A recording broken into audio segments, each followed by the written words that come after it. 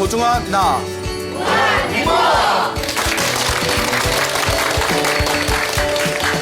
예, 만나서 반갑습니다. 광호 스님이라고 합니다. 예, 반갑습니다. 예, 예. 자, 또 오늘 이렇게 여러분들을 만나 뵙게 돼서 정말 진심으로 반갑습니다. 예. 솔직히 예의상한 말이에요. 예, 예, 예. 자, 제가 평소에 이제 많은 불자분들을 상대로 해서 법문이나 강의를 굉장히 많이 해왔습니다. 그래서 불교 공부를 하신 불자분들에게 그 불교 공부를 하시니까 어떤 느낌이 드십니까? 소감이 어떠하십니까? 라고 여쭤보면 한결같은 대답 중에 하나가 너무 재밌습니다. 예, 여러분 보통 불교하면 굉장히 고리타분하다고 생각할 수 있잖아요. 근데 정말 진지하게 불교 공부를 하다 보면 정말 재밌구나. 예, 부처님의 가르침이 굉장히 심오하고 깊구나라는 것을 새록새록 느끼게 됩니다. 그래서 많은 불자분들이 불교 공부 너무 재밌어요. 이 나이 돼서 왜 이제 배웠는지 모르겠어요. 예? 앞으로 더 열심히 공부하고 싶어요. 이런 말씀들을 많이 하는데 또 한결같은 대답 중에 하나가 그런데 스님, 공부를 하면 할수록 불교는 너무 어렵습니다 라고 말씀하시는 분들이 굉장히 많습니다. 예, 재밌는데 어렵대요. 예? 그래서 공부를 하면 할수록 자꾸 쉬워져야 되는데 하면 할수록 너무 깊고 심오하다 보니까 오히려 너무나 어렵게 느껴지는 경향도 없지 않아 있다. 또 이런 말씀들을 자주 하십니다. 그런데 불교 공부를 하는 스님의 입장에서 생각해 보더라도 그 말씀이 틀린 것 같지는 않아요. 여러분, 우리가 인도에서 거의 불교가 사라졌잖아요. 그렇죠? 그 부처님이 세상을 떠나시고 그리고 약 1000몇백 년 정도가 지난 뒤에 인도에서 이제 불교가 자취를 감추게 됩니다. 그래서 인도에서 불교가 사라지게 된 가장 큰 이유 중에 하나가 이제 뭐 여러 학설이 있는데 그 중에 하나가 이슬람 침공에 의해서 사원이 탄압을 받고 사원이 다 불타 사라져서 또 스님들이 학살을 당해서 그렇게 불법이 인도에서 자취를 감추게 되었다라는 이슬람 침공설이 있고요. 또 어느 일본 학자의 재밌는 또 가설 가운데 하나가 불교 교리가 너무 어려워서 일반 민중들한테 외면을 받은 것도 인도에서 불교가 쇠퇴하게 된 원인 중에 하나다라는 설이 있어요. 오죽 어려우면 예? 인도에서도 예? 일반 민중들한테 외면을 받았을까? 뭐 가설이긴 하지만 그런 이야기가 있습니다. 여러분, 우리가 그 교회에 다니다 보면 혹시 교회 다녀본 적 있으신가요? 네. 예, 아유 좋아요. 예. 혹시 지금도 예. 자, 그래서 교회에 가다 보면 우리가 예수님의 소중한 가르침을 알고 싶으면 무엇을 보면 돼요? 성경을 보면 되잖아요. 성경이 몇 권이죠? 예, 한 권이잖아요. 구약, 신약해서 한 권이잖아요. 우리 손에 쥐는 건 한 권이지 않습니까? 두꺼운 책으로 한 권인데 우리가 예수님의 소중한 가르침, 하나님의 가르침을 알고 싶으면 바이블, 구약, 신약, 성경 한 권만 보면 됩니다. 그리고 우리가 유교사상을 공부하고 싶으면 사서오경을 보면 되거든요. 사서오경 다 아시죠? 예, 물어봐도 돼요? 예, 예. 고개를 저으시네요. 예, 예, 상식이잖아요. 예, 사서오경을 보면 돼요. 사서오경. 근데 사서오경도 그렇게 양이 크게 많지는 않습니다. 그렇죠. 자, 그리고 우리가 도교 사상을 알고 싶으면 무슨 책을 보면 돼요? 도교 사상을 알고 싶으면. 그렇죠, 노장. 그래서 이거 갖고 하면 안 되는데 이거 상식인데. 예, 그래요. 예. 그래서 노자 도덕경이랑 장자 남아경. 그래서 도덕경 같은 경우에는 뭐 한 5,000자뿐이 안 된대요. 그래서 책이 굉장히 이제 양이 이제 글자 수가 많지 않고요. 장자도 책 한 권짜리입니다. 그래서 노자, 장자 요 두 권만 보면 되는데 그런데 불교를 무슨 대장경이라고 부르죠? 팔만대장경이라고 해요. 자, 팔만대장경이 지금 어디에 있죠? 예, 그쵸. 합천 해인사 장경각에 이제 팔만대장경이 있습니다. 제가 출가를 해인사에서 했어요. 예, 그래서 이제 장경각에 왔다 갔다 뭐 이게 와 할 정도는 아닌데 예, 굉장히 리액션들이 좋으신 것 같아요. 예, 해인사에서 출가할 때 거 와 소리 들을 정도 아닌데 자, 그래서 요 장경각에서 팔만대장경을 이렇게 이제 본 적이 있는데 그 팔만대장경을 그 숫자를 우리가 헤아려 본다면 정말 입이 떡 벌어질 정도입니다. 여러분 그냥 팔만대장경 하니까 피부로 안 와닿으시죠? 네. 팔만 대장경이 정확히 8만 1000하고도 200장이 조금 넘는답니다. 그 두꺼운 나무가 8만 1000하고도 200장이 조금 넘고요. 8만 1200장 하니까 감이 잘 안 오시죠? 네. 위로 차곡차곡 하나하나 쌓으면 3200m가 된답니다. 자, 더 정확히 말하면 백두산보다 높습니다. 예? 여러분 백두산 올라가 보셨어요? 예, 엄청 힘들어요. 올라가는 것도. 예? 저 가봤을까요? 안 가봤을까요? 예, 안 가봤어요. 예, 근데 엄청 힘들대요. 예, 저도 얘기로만 들어. 다큐멘터리로는 봤어요, 백두산. 예, 어우, 경치 좋더라고요. 예? 자, 백두산보다 높은 3200m 차곡차곡 쌓으면 옆으로 차곡차곡 뉘어놓으면 약 60km가 된답니다. 서울에서 오산까지 거리입니다. 그게 팔만대장경이에요. 무게가 280톤입니다. 무게가 280톤이에요. 굉장하지 않습니까? 네. 예, 다 아는 얘기인데, 예, 다 한국인이라면 다 알고 있어야 할 이야기인데, 자, 그만큼 팔만대장경의 양이 방대합니다. 그걸 책의 권수로 나누면 6,800권이 된답니다. 책의 권수로 나누면 하루에 한 권씩 보면 약 20년이 걸립니다. 여러분, 누가 그런 얘기를 하더라고요. 그 성경을 처음부터 끝까지 다 읽는데 한 3개월 정도 걸렸대요. 3개월 정도 걸렸고 사서 5경을 처음부터 끝까지 차근차근 읽는데 3년이 좀 넘었대요. 자, 팔만대장경은 몇 년이 걸린다고요? 20년이 걸립니다. 제가 스님이지만 언제 다 봐? 아, 그 언제 다 봐요? 만약에 우리가 속독으로 읽는다고 합시다. 속독으로 빨리빨리 읽어도 10년이란 얘기입니다. 근데 여러분, 우리가 교과서로 공부할 때 여러분 한 번만 읽어요? 아니면 두 번, 세 번 계속 읽어요? 그렇죠. 꼭 공부 못하는 애들이 수학의 정석 보면 앞에 집합만 이렇게 항상 시커멓잖아요. 네? 그래서 우리가 경전을 읽을 때에도 한 번만 보는 게 아니라 두 번, 세 번 읽는다고 생각할 때 아무리 빨리 읽어도 3번 정도를 팔만대장경을 읽는다면 30년이 걸린다는 얘기입니다. 빨리 읽어도 30년이 걸려요. 예? 아, 이걸 다 언제 읽을까요? 그러니까 정말 불교 공부 좀 진지하게 해보려는 분들은 그 방대한 부처님의 가르침 앞에서 기가 탁 하고 이렇게 맥이 탁 하고 떨어지는 느낌이 듭니다. 예. 자, 그런데 제가 우연히 어떤 이렇게 불교에 대한 가르침이 담겨져 있는 책을 보다가 부처님 가르침 중에 이런 구절이 나오더라고요.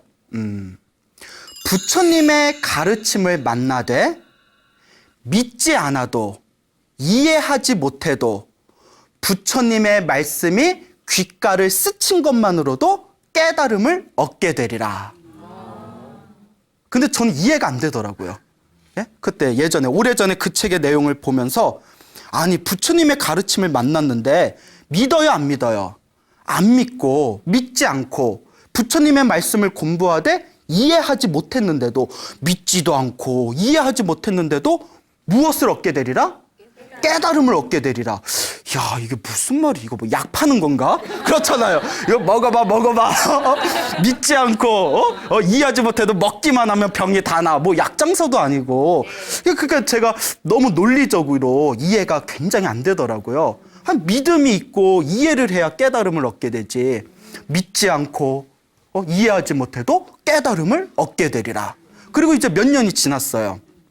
그래서 제가 얼굴을 딱 봐도 아시겠지만 제가 책 읽는 걸 되게 좋아해요.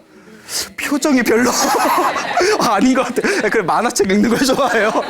예? 그래서 이제 제가 이 책, 저 책을 이제 보다가 우연히 우리 불교 팔만대장경 중에 있는 아비달마 대비바사론이라는 책을 봤어요. 아비달마 대비바사론.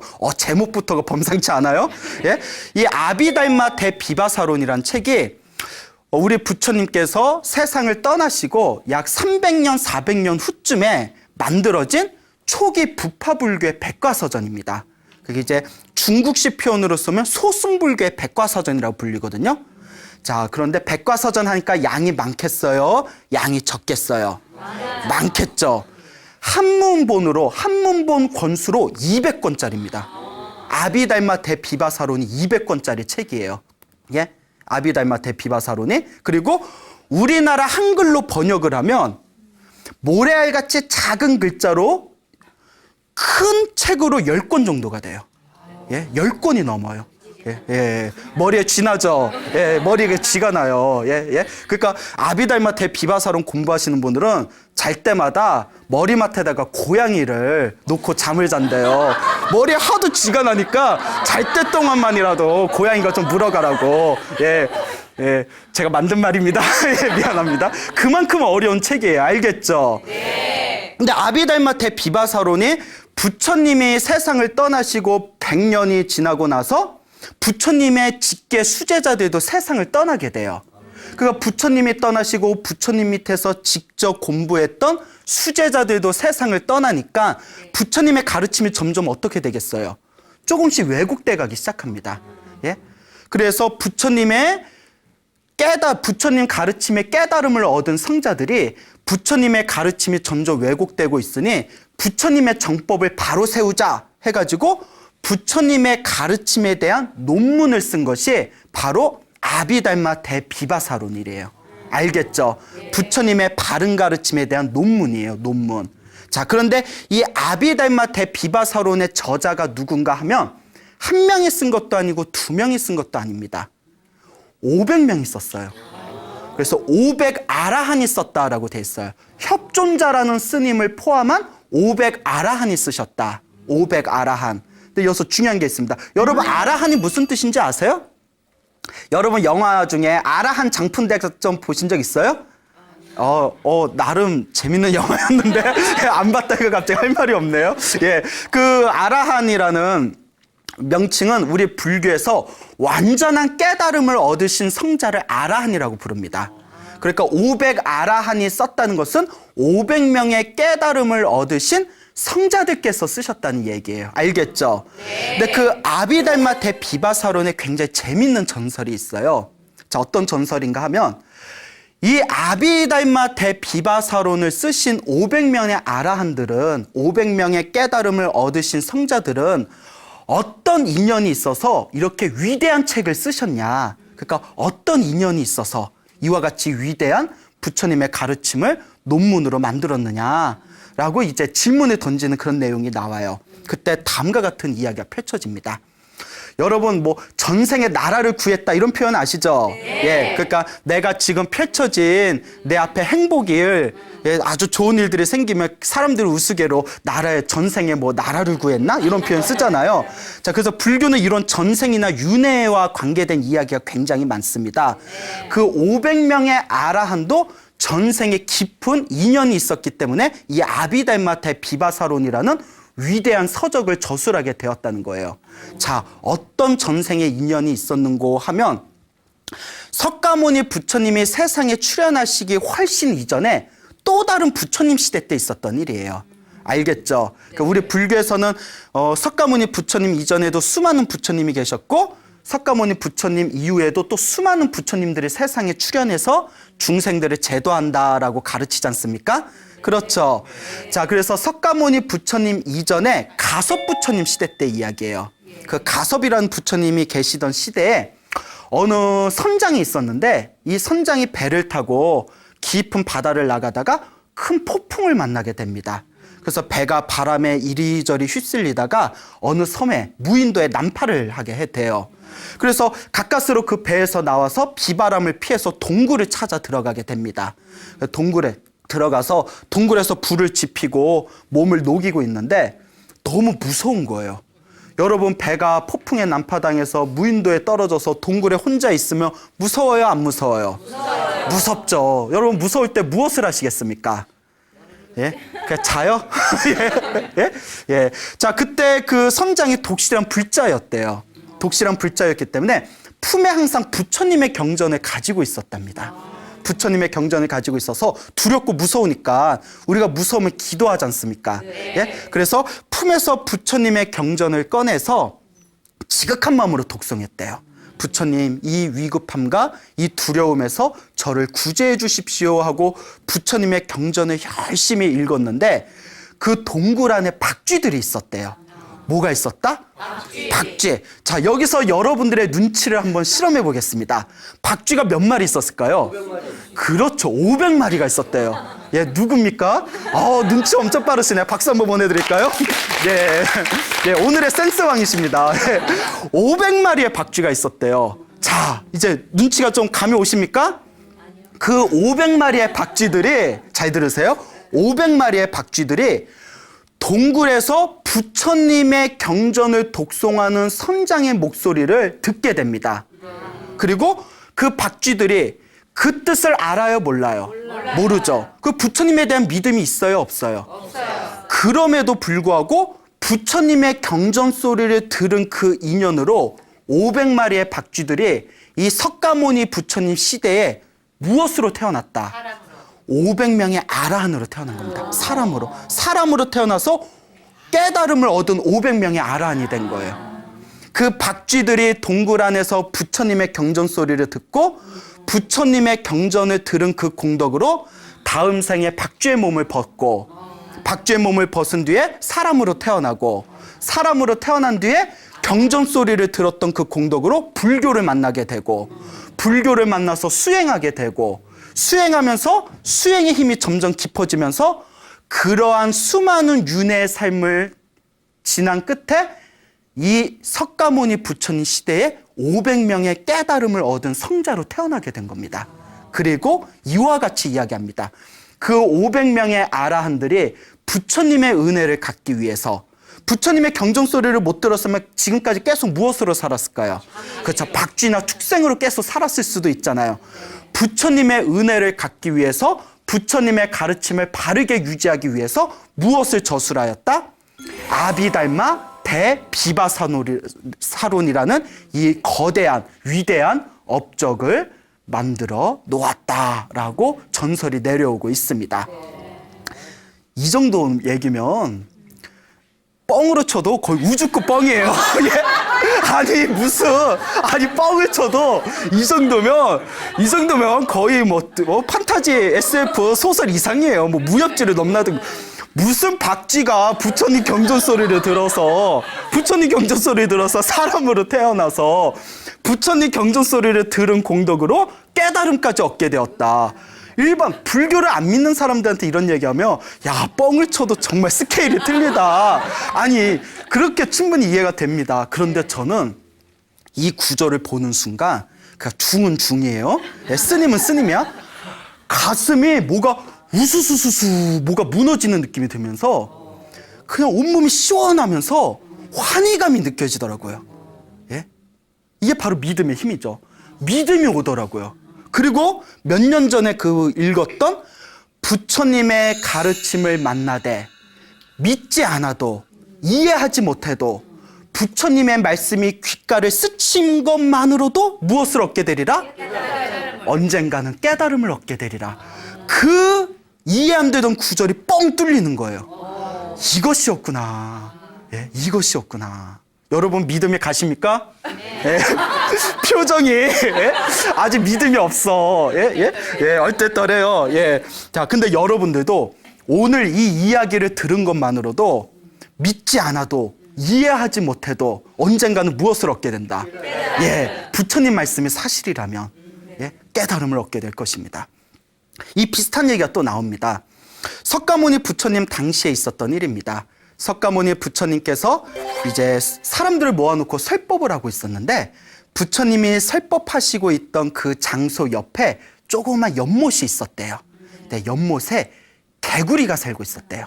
그 개구리가 이제 개굴개굴거리고 살 거 아니에요?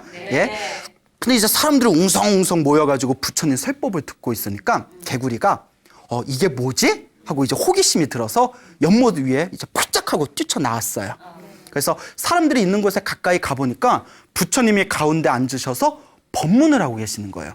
그런데 개구리가 부처님의 법문을 듣고 너무 기분이 좋은 거예요. 이거 제가 만든 말이 아니에요. 부처님의 법문을 듣고 너무 기분이 좋더래요. 미물도 누구를 알아봐요? 부처님을 알아보는 거예요. 그래서 부처님의 법문 듣기가 너무 좋아가지고 조금 더 자세히 들으라고 펄쩍펄쩍 부처님이 계신 곳에 이제 가까이 다가가다가 부처님의 법문을 듣고 있는 와중에 어느 목동이, 지팡이를 들고 있는 목동이 부처님의 설법을 더 자세히 듣고 싶어서 앞으로 싹 나가게 됩니다. 그만 그 목동이 가지고 있는 지팡이로 앞으로 나가가면서 밑에 있는 누구를 찍어버릴까요? 개구리를 찍어버려요. 개구리 머리를 퍽 하고 찍어버려요. 못 듣다가 부처님 설법 듣다가 예? 차라리 듣지나 말지 예? 부처님 법문 듣다가 머리가 깨져서 죽습니다. 예? 그러면 우리가 흔히 이런 생각을 해볼 수 있지 않습니까? 아니, 부처님을 가까이 하면 항상 좋은 일이 생긴다는데 개구리 같은 미물조차도 부처님 법문이 좋아서 가만히 부처님 법문 듣고 있다가 갑자기 머리 위에 지팡이가 내리찍어서 죽어버린 거예요. 아, 영험 없네. 예? 아, 부처님 믿었는데 영험이 없어. 그런데 항상 마무리는 훈훈해야 되죠. 여기에 엄청난 반전이 있습니다. 여기서 그냥 죽었다 하고 끝나버리면 불교 망합니다. 예? 예? 불교 망해요. 근데 경전에는 더 아름다운 얘기가 있습니다. 그 이야기가 무엇인고 하니 개구리가 부처님의 법문을 들으면서 기쁜 마음을 일으킨 그 강력한 선업, 복의 힘으로 죽자마자 하늘세계 천신으로 태어났답니다. 예. 근데 이게 아비달마, 아까 말한 아비달마 대비바사로 말씀드렸죠. 아비달마에서도 나오는 논리인데요. 사람은 죽을 때 자기가 지은 업에 의해서 다음 생이 결정된답니다. 그런데 첫 번째가 죽으면서 자기가 어떤 생각을 하면서 죽었냐에 따라서 다음 생에 펼쳐지는 업에 가장 큰 영향을 미친답니다. 예? 그러니까 여러분들이 죽을 때 부처님을 생각하면서 염불을 하면서 좋고 아름다운 것을 생각하면서 죽으면 훨씬 더 좋은 세상에 태어날 확률이 높고 죽으면서 안 좋은 생각, 나쁜 생각, 누군가를 원망하는 생각을 가지고 죽으면 다음 생에 악한 세상에 떨어진다고 합니다. 이게 아비달마 논리에 아주 자세하게 나와 있어요. 자, 그런데 개구리는 비록 머리가 찍혀서 죽었지만 무엇을 생각하면서 죽었죠? 죽는 직전에 부처님의 설법을 즐겨 듣는 마음으로 부처님을 바라보면서 죽은 그 강력한 선업의 힘에 의해서 하늘나라 천신으로 태어나요. 자, 그런데 하늘나라 천신들은 다음과 같은 특징이 있다고 합니다. 자기 바로 전생을 볼 수가 있고요. 천안통이라고 하죠. 자기가 죽은 뒤에 어디에 떨어질지 바로 미래생을 볼 수가 있대요. 천신들은 천안통이 있기 때문에. 그래서 하늘세계의 천신으로 태어난 이 개구리 천신이 나는 전생에 무슨 복을 많이 지었길래 이렇게 하늘세계 천신으로 태어났을까 궁금한 거예요. 그래서 자기의 전생을 다 살펴봅니다. 자기의 전생을 살펴보면서 아마 나 전생에 엄청 착한 사람이었을 거야. 힘들고 배고픈 사람들한테 많이 베풀고 착한 일을 많이 했기 때문에 내가 이렇게 하늘세계 천신으로 태어난 거야 라는 믿음을 갖고 자기의 전생을 딱 살펴봤는데 뭐였어요? 개구리였어요. 막 멘탈이 흔들립니다. 내가 개구리였다니. 여러분, 만약에 뭐 광우스님이 만약에 전생을 볼 줄 아는데 못 봐요? 또 오해하지 마세요. 전생을 볼 줄 아는데 광우스님 제 전생 좀 봐주세요 했는데 뭐 개구리였습니다 하면 기분이 좋겠어요? 나쁘겠어요? 안 좋죠. 누구라도 그럴 거예요. 어머, 전생에 아주 큰, 아주 위대한 위인이었습니다. 또 이렇게 얘기해주면 훨씬 기분이 좋겠죠. 자, 자기가 전생에 개구리였다는 것을 알고 이 천신이 깜짝 놀래요. 근데 내가 개구리였는데 도대체 무슨 공덕을 지어서 하늘나라 천신으로 태어났을까? 그 자기의 전생을 가만히 살펴봤더니 죽기 직전에 석가모니 부처님의 설법을 들으면서 부처님에 대한 기쁜 마음을 일으키면서 죽었던 그 공덕의 힘에 의해서 하늘세계 천신으로 태어나게 되었다는 것을 깨닫게 됩니다. 그 너무 고마워요. 너무 기쁘고 너무 고마워요. 너무 고마워가지고 하늘나라 천신이 석가모니 부처님이 계신 지상에 내려옵니다. 그 석가모니 부처님이 홀로 나무 밑에서 이렇게 명상을 하고 계실 때 부처님 앞에서 천신이 다 삼배의 예를 올리고 거룩하신 세존이시여, 저는 전생에 개구리였다가 부처님의 설법을 듣고 이번 생에 하늘세계 천신으로 태어난 하늘세계 신입니다. 저를 알아보시겠습니까? 부처님이 알아봐요? 못 알아봐요? 아예 알아봐야지. 요새 왜 눈치 없이 못 알아봐? 부처님은 모든 걸 다 꿰뚫어 보셔야 돼요. 알겠죠? 예, 그래요. 여기까지. 예, 예. 알아봐요, 못 알아봐요? 예? 그렇죠. 알아봐야 돼. 알겠죠? 못 알아보면 우리 불교 문 닫아야 돼요. 예? 부처님은 모든 걸 다 꿰뚫어 보십니다. 알겠죠? 예, 실제로 다 꿰뚫어 보신대요. 그래서 여러분의 경전 공부를 하면 그런 얘기들이 자세히 나옵니다. 부처님께서 미소를 띄우면서 그래, 그 이와 같고 이와 같다. 자기가 지은 업은 반드시 누가 받는다? 자기가 받는다. 그대가 죽으면서 부처님에 대한 믿음을 강력하게 일으켰기 때문에 그대가 이와 같은 복을 받은 것이다 하시면서 부처님이 그 천신을 위해서, 개구리 천신을 위해서 설법을 해줍니다. 그리고 그 개구리 천신이 부처님의 설법을 듣고는 그 자리에서 깨달음을 얻었다고 합니다. 예, 이것이 바로 개구리 천신 이야기가 되겠습니다. 알겠죠? 그 여러분 아까 개구리가 부처님 그 설법을 듣고 너무 기분이 좋아서 앞으로 부처님께 나아갔다니까 막 웃으셨잖아요. 그런데 충분히 믿음이 안 갈 만한 내용일 수 있어요. 근데 저도 어느 신도분한테 들었는데 고양이를 키우신대요. 근데 고양이가 요물이잖아요. 그런데 이 고양이가 희한한 게 자기가 집에서 기도를 할 때 금강경을 읽거나 기도를 하면 귀신같이 어디서 와가지고 무릎 위에 탁 앉는데요. 무릎 위에 딱 앉아서 금강경 읽을 동안 가만히 명상하듯이 무릎 위에 가만히 앉아 있는데요. 그 금강경을 다 읽으면 다시 무릎 위에서 나와서 자기 볼일 보러 나간대요. 그리고 또 금강경 읽을 시간이 되면 또 귀신같이 와가지고 자기가 금강경 읽을 동안 무릎 위에 가만히 앉아 있대요. 실제로 그런답니다. 그래서 제가 웃으면서 저 고양이는 다음 생 무엇으로 태어나겠다? 예? 천신으로 태어나겠다. 하늘세계 신으로 태어나겠다. 그러니까 개구리가 부처님 설법 듣고 싶어서 앞으로 나갔다는 얘기가 절대 웃은 얘기가 아닙니다. 이 세상은 우리가 이해 못하는 신비로 가득합니다. 알겠죠? 그래서 그런 노래도 그런 얘기가 있잖아요. 가자 신비의 세계로. 예? 아닌가요? 예? 자, 그럼 한 가지 또 재밌는 얘기를 하나 해드릴게요. 역시 이제 짐승하고 관계된 얘기인데 옛날 인도에 구마라라는 이름을 가진 스님이 계셨답니다. 큰 도인 스님이었대요. 이 구마라라는 큰 스님이 계셨는데 인도의 오곡산, 옥이 많았나 봐요. 예, 오곡산이라는 산에서 수십 명의 스님들을 모아놓고 불법을 가르치고 계셨답니다. 그래서 이제 오곡산에서 다 이제 그 공부방을 만들어 놓고 이제 스님들 수십 명을 모아놓고 이제 법상, 스님이 이제 법을 설하기 위해서 앉는 그 자리를 법상이라고 합니다. 그 법상에서 이렇게 법문을 하고 계셨는데 그때 설하시던 경전이 열반경이었어요. 그 부처님 팔만대장경에 보면 열반경이라는 경전이 있습니다. 그 부처님의 열반경을 강의를 하고 계실 때 그 법상 밑으로 저기 푸두두둑 하고 꿩이 한 마리 내려온 거예요. 꿩이 내려와서 법상 밑에서 구마라 스님의 법문을 가만히 듣고 있는 거예요. 그러니까 요 공부하는 스님들이 신기하잖아요. 신기하면서도 아니 스님들 공부하는데 새가 왜 날아왔어? 하고 이렇게 붙잡으려고 했대요. 그때 구마라 스님이 당신 제자들에게 그만두어라. 저 축생이나 사람이나 불성이 있는 것은 똑같다. 부처의 성품이 있는 건 똑같다. 이번 생에 부처님의 가르침을, 부처님의 경전 소리를 듣고서 다음 생에 사람으로 태어날 수 있다. 그러니 저 꿩이 공덕을 짓게 그냥 두어라 라고 말씀하셨대요. 대단하시죠? 네. 그래서 꿩이 가만히 법상 밑에서 구마라 스님의 경전 강의를 다 듣고 나서는 강의가 끝나니까 푸두둑 하고 또 날아가 버렸대요. 예? 그래서 이제 꿩이 날아갔어요. 그 이제 몇 년이 지난 뒤에 구마라 스님이 이제 수많은 당신의 제자들을 데리고 이제 성 안으로 들어가셨답니다.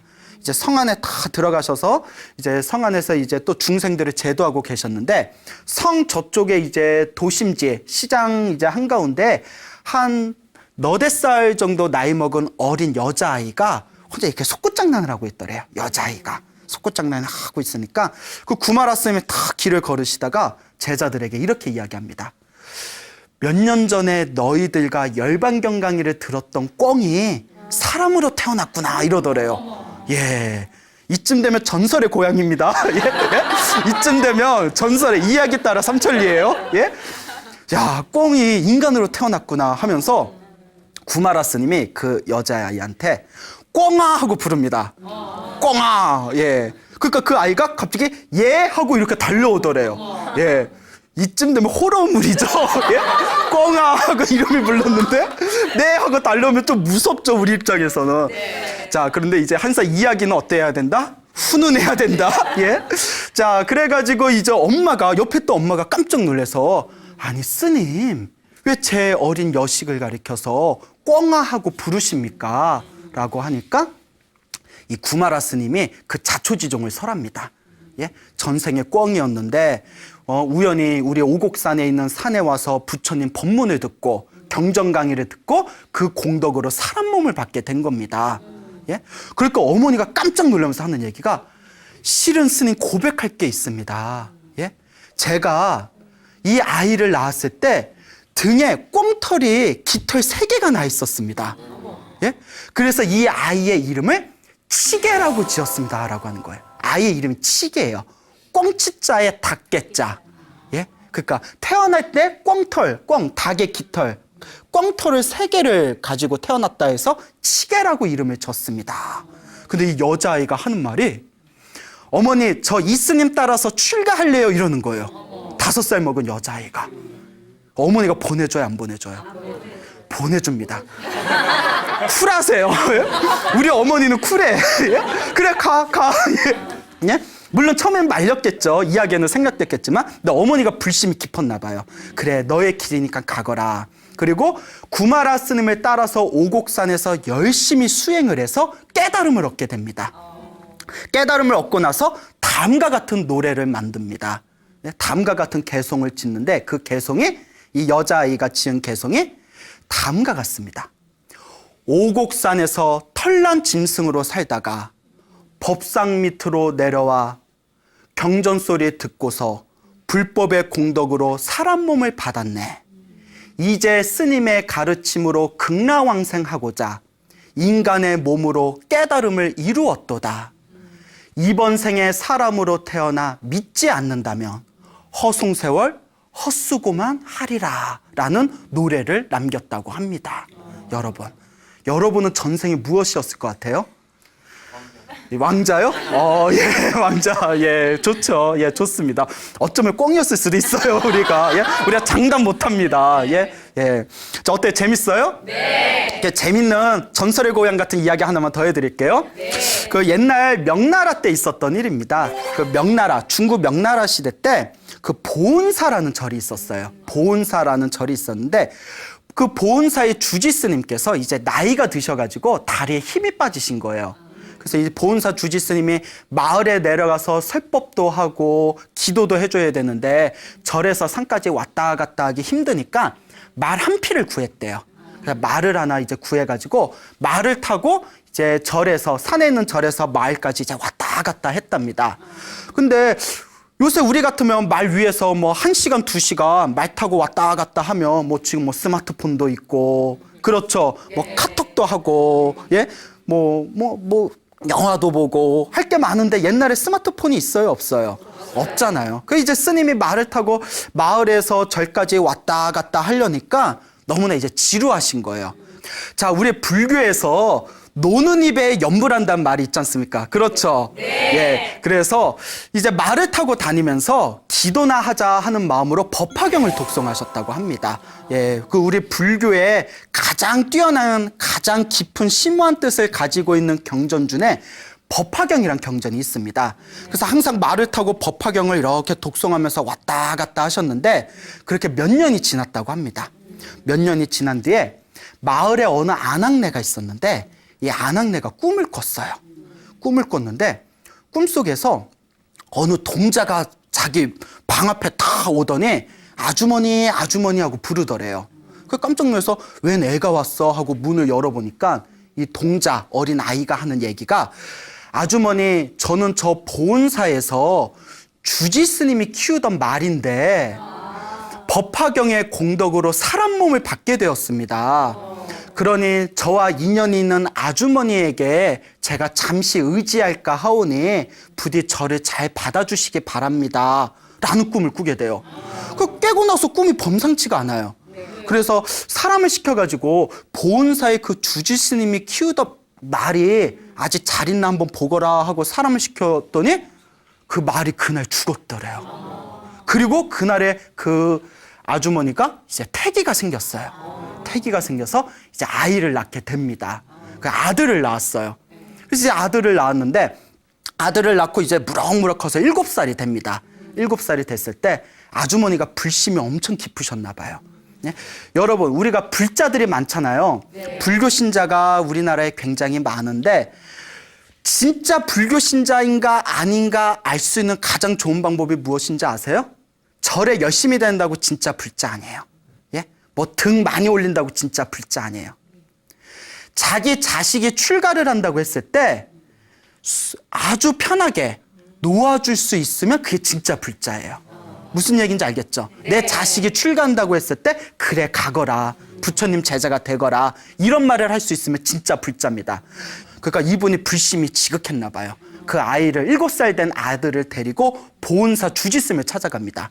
그 꿈 얘기를 하면서 스님, 언젠가 이 아이는 제가 반드시 절에 보낸다고 항상 생각해 왔습니다. 이 아이는 스님의 인연이시니 제발 우리 아들 큰 스님 만들어 주십시오 하고 그 주지 스님의 제자로 보냅니다. 어머님이 대단하세요. 그래서 이제 주지 스님이 이제 그 아이를 두고 몇 년 동안 열심히 공부를 가르쳐요. 열심히 공부를 가르치는데 문제가 생겨요. 머리가 너무 둔해. 머리가 너무 둔해. 하나를 가르쳐주면 반도 몰라. 예? 하나를 가르쳐줬는데 반도 몰라요. 반도 기억을 못해요. 무슨 말인지 아시겠죠? 그러니까 몇 년 지났는데 너무 답답한 거예요. 아니 아무리 아끼는 제자지만 어쩜 이렇게 머리가 둔할까? 예? 뭐 남 얘기 같지 않죠 우리? 예? 그렇죠? 아까 사서오경 대라고 했을 때 동공이 흔들리신 분들, 예? 자, 예, 웃자가 농담이고요. 자, 그래서 그 제자에게 동자승에게 이렇게 말합니다. 네가 전생에 말이었던 축생이 이제 짐승이란 표현입니다.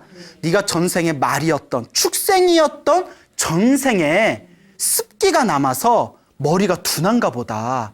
그러니까 이렇게 된 바에야 네가 전생에 오랫동안 들었던 법화경이나 공부하자. 왜냐하면 항상 말 위에서 주지스님 태우고 법화경을 항상 들었잖아요. 그 법화경을 딱 가르치는데 법화경이 7권으로 되어 있습니다. 한문본으로 법화경 7권이라고 부르거든요. 글자 수가 6만 9천 자 정도 된답니다. 6만 9천 자, 약 7만 자죠. 가르쳐 주는 순간 그 자리에서 7만 자의 법화경을 통째로 외워버렸대요. 전생에 하도 많이 들어가지고, 예? 그러니까 이 주지스님이 깜짝 놀라면서 다음과 같은 부처님 경전에 있는 개송을 부릅니다. 뭐라고 하셨냐 하면 방금 짜낸 소젖은 싱싱하고 재에 묻힌 불씨는 그대로이듯이 지은 업은 당장에 나타나지 않지만 그늘에 숨어 있어 항상 따르고 있다. 무슨 말인고 하니 내가 지은 업은 당장 나타나요, 안 나타나요? 안 나타나요. 예? 그렇지만 알게 모르게 내가 지은 업은 반드시 누가 받는다? 내가 받는다는 거예요. 전생에 평생을 오랫동안 법화경을 들었던 그 공덕으로 이번 생에 법화경 공부하자마자 그 6만 9천 자, 7만 자의 법화경을 통째로 외워버린대요. 여러분. 그래서 우리 큰 스님들이 흔히 그런 말씀 하십니다. 우리 큰 스님들이 뭘 잘하는 자기만의 재주가 있으면 아이고 전생에서 가져왔나 보구나 이런 말씀을 하세요. 예? 자, 우리 스포츠 선수들 있잖아요. 예체능 스포츠 선수들 있잖아요. 예? 다들 열심히 노력합니다. 그렇죠. 다들 뭐 연습은 배신하지 않는다. 하지만 금메달은 오직 몇 명이 따나요? 한 명이 따지 않습니까? 그렇죠. 그러니까 연습, 노력만으로는 넘을 수 없는 선이 있대요. 그 예체능을 하시는 분일수록 처음에는 비슷비슷한 수준이 되다가 어느 선에 가면 타고난 거에서 갈린답니다. 예. 그 타고난 것은 어디서 가져왔을까요? 전생에 가져왔다는 거예요. 이번 생에 미친 듯이 미친 듯이 노래를 잘 부르는 사람은 전생에 노래 연습을 많이 했을 가능성이 높아요. 이번 생에 막 신들린 듯이 피아노를 칠 줄 아는 사람은 전생에서도 피아노를 쳤던 그 재주를 가져왔을 가능성이 큽니다. 뭔지 아시겠죠? 예? 그래서 저 같은 경우에도 제가 출가하기 전에는 뭐 제대로 할 줄 아는 게 하나도 없었어요. 뭐 나이가 어리긴 했지만. 예? 그런데 막상 출가하고 나니까 스님들께서 왜 이제 왔냐, 이제 왔냐 그러세요. 왜 이제 왔냐? 그러니까 전생에도 뭐였어? 전생에도 스님이었네. 전생에도 못 놀아봤네. 예? 예? 전생에도 못 놀고 이번 생에도 못 놀고. 예? 그러니까 큰 스님들 그런 말씀을 하십니다. 무슨 말인지 아시겠죠? 네. 예. 그래서 내가 지은 업은 당장 드러나지 않지만 다 따라오고 있다. 예. 그래서 우리 불교에서는 다음과 같이 가르치고 있습니다. 천년 전에 중국의 큰 도인 스님이라 불리웠던 연명 연수 스님이 이와 같이 말씀하셨습니다.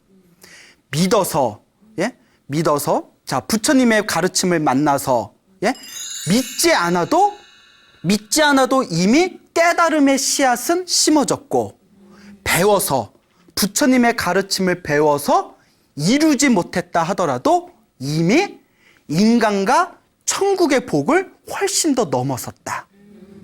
믿지 않아도, 배워서 이루지 못해도, 이해하지 못해도 귓가를 스친 것만으로도 부처님의 가르침을 통해서 우리는 이미 무엇의 공덕이 심어졌다?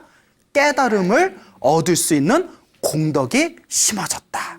그래서 제가 불자분들에게 항상 이런 말씀 드립니다. 불교가 어렵다고 해서 너무 이제 스스로 힘들게 생각하지 마십시오. 그리고 많은 불자분들 공부하다 보면 스님 불교 공부를 하면 오늘 배운 거 내일 가면 다 잊어먹습니다. 그런 얘기를 많이 하세요. 예, 격렬하게 공감하시네요. 그럴 때마다 그분들에게 드리는 말씀이 다 기억하지 못해도 좋다. 믿지 않아도 이해하지 못해도 깨달음의 인연이 심어졌다는데 보살님은 이미 믿음이 있고 이미 배우고 있으니 머리로 기억하지 못해도 지금 지은 업은 당장 드러나지 않아도 이미 자기가 지은 업은 자기가 받듯이 이번 생에 공부한 그 업은 우리 보살님 마음에 다 저축이 되었다. 그러니 지금같이 한결같이 공부해라 라는 말씀을 제가 간곡하게 드립니다.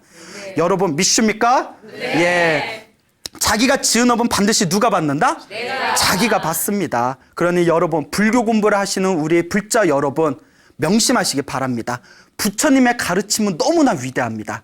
부처님의 가르침은 믿지 않아도, 배워서 이해하지 못해도, 귓가를 스친 것만으로도 이미 깨달음을 얻을 수 있다라고 분명히 부처님께서 증명하셨습니다. 여러분 믿음을 가지시기 바랍니다. 알겠죠? 네. 자, 여러분 행복해지고 싶습니까? 네. 행복한 삶을 창조하고 싶습니까? 네. 예. 복을 지으십시오. 선업을 쌓으십시오. 공덕을 쌓으십시오. 복과 선업과 공덕의 힘이 여러분들을 진정한 행복의 길로 이끌어 줄 것입니다. 자, 여기서 마치겠습니다. 소중한 나 무한 행복!